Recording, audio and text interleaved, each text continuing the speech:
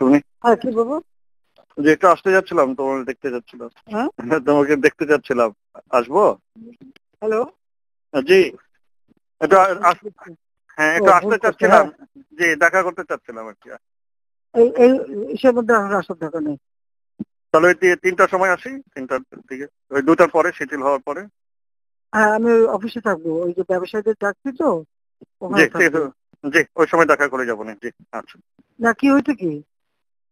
হ্যাঁ, না এমনি, এর মধ্যে ঘর থেকে বেরোবি কেন?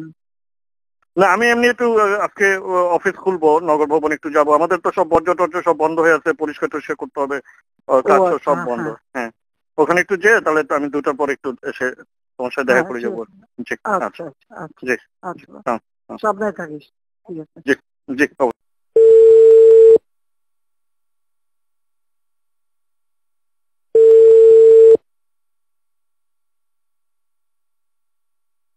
হ্যালো।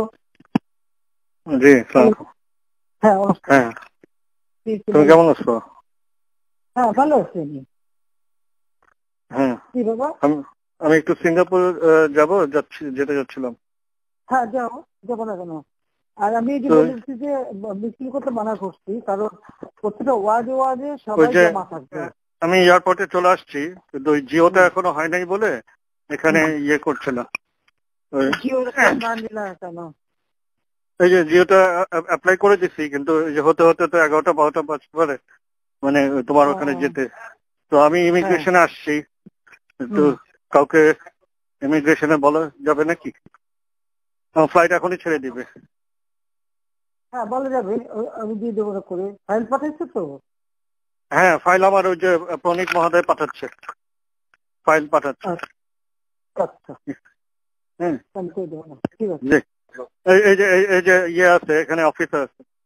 হ্যাঁ, এখানে অফিসার আছে। হ্যাঁ,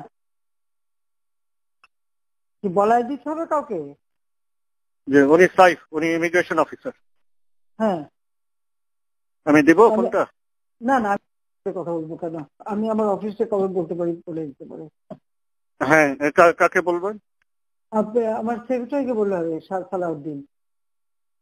সালাউদ্দিন সাহেব? হ্যাঁ, আমি বলে দিচ্ছি। আচ্ছা।